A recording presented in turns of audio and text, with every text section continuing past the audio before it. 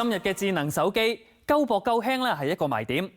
嗱，喺20年前，手機好似大哥大電話，好多80、90後可能咧都只係聽過就未見過，而且有啲流動電話嘅通話月費仲要成600幾蚊。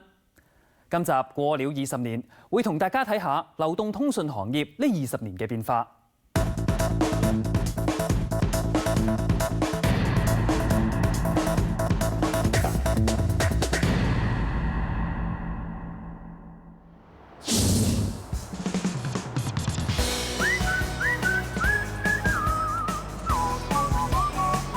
深水埗鴨寮街係尋寶嘅好地方。呢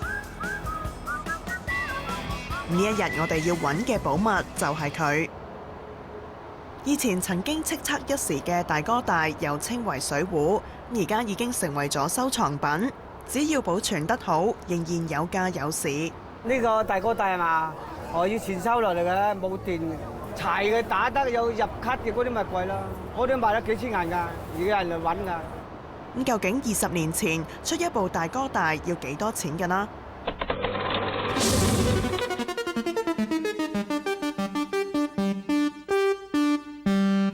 喂，閣下嘅電話正在轉駁中，請稍後片刻。喺今年年初買部大哥大要15000-16000蚊，而家價錢就去到6、7千蚊一部。94年嘅12月，咁除咗大哥大越嚟越平之外，一種當時都幾流行，只可以打出唔可以打入，要配合傳呼機一齊使用嘅 CT2 第二代無線電話，更加割價推銷，300幾蚊就有一部。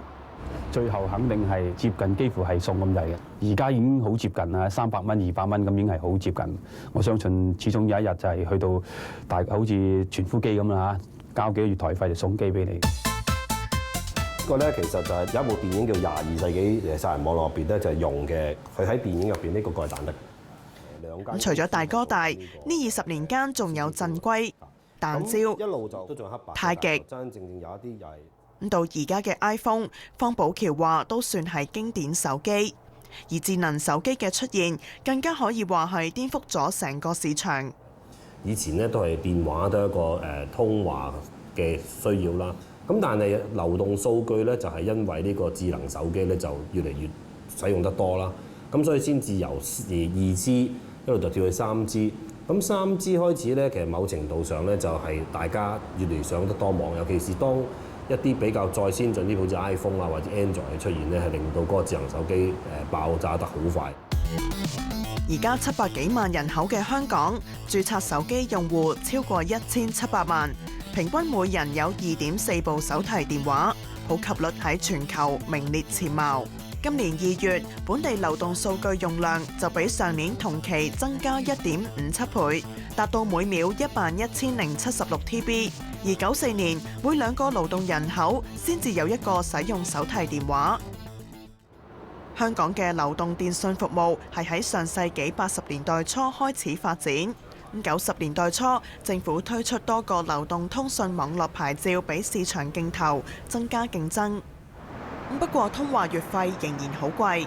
以頭100分鐘通話費係免費嘅服務計劃計，最貴嘅都係電話公司收650蚊，其次係和記575蚊，訊聯就平啲，而最平嘅就係數碼通收400蚊。而家單純通話嘅月費大約幾十蚊就有超過1000分鐘嘅通話時間。而家主流嘅係連數據嘅月費，例如大機上台嘅4G LTE 1G 數據連語音計劃為例，唔計行政費，收費大約係介乎80幾蚊至到200幾蚊。數碼通喺唔夠2年嘅時間，已經吸納咗超過10萬嘅客戶，佔咗整個市場嘅20%。對於一間新公司嚟講，可以話相當成功。咁到底喺嚟緊嘅8月，獲得電訊管理局發牌經營呢一類個人通訊網絡嘅公司，前景又會唔會咁順利呢？20年過去，香港流動電訊網絡市場嘅競爭依然激烈，唔少當年加入競爭嘅流動電訊公司，至今已經被收購或者係同其他公司合併。唔好淨係香港電訊上年年底就宣布收購 CSL。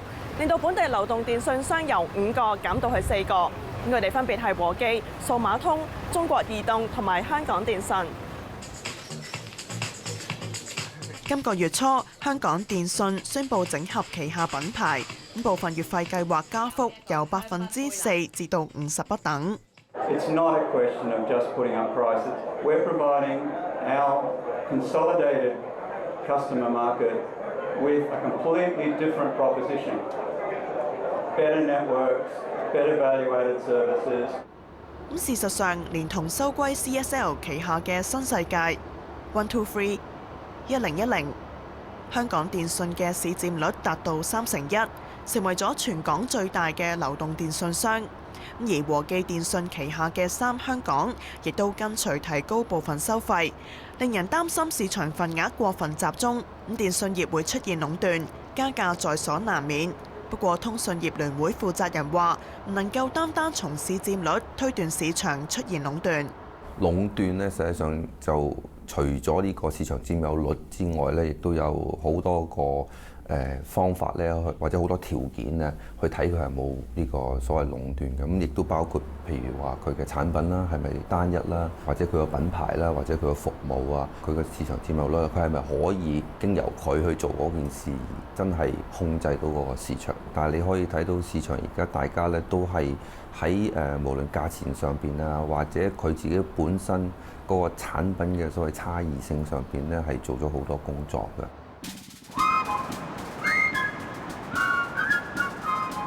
相比中國內地，政府近年積極改革電訊業，引入民間資本競爭。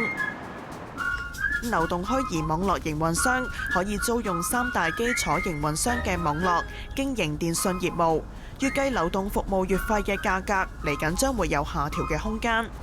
至於手機價格，近年小米、華為、酷派等內地手機製造商亦都加入競爭，掀起咗一股千元手機嘅熱潮。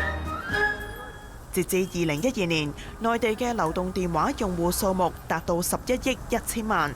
不過原來20年前唔少人要到公共電話亭先至可以講電話。喺中國，由於電話設施唔足夠，但需求又大，好多時都見到唔少人使用街邊嘅公共電話服務。你一日通常用幾多次公用電話呢？好多啊，10多次啦。唔係好多咧，有時1、2次，多就3、4次咧。你屋企有冇電話？冇。你屋企冇電話？咁公司咧？我公司冇電話。大陸即係可能因為拉固網係需要好多成本啊同埋時間啦，所以其實佢哋就算拉固網都係拉得好慢，因為實地方太大，因為線裝唔到啦。咁索性直接咧就用手機上網。咁所以見到其實大陸咧喺呢幾年咧上3G客量上得好快啦。近年即時通訊軟件大行其道，對內地同埋香港電訊商以傳統嘅通話同埋短訊等收費業務造成衝擊。何偉忠估計，未來幾年各大電訊商為求提升公司每月每戶嘅平均收入，會積極拓展增值服務。新發展，譬如話而家嗰啲我哋叫做物聯網、雲端計算，佢限制佢係流動數據，但係佢冇限制佢係增值業務啊嘛。你可以做好多增值業務。實際上，你如果做增值業務嘅話，亦都可以豐富到本身佢自己做嘅基礎電訊。兩地電訊商同樣面對用戶使用流動數據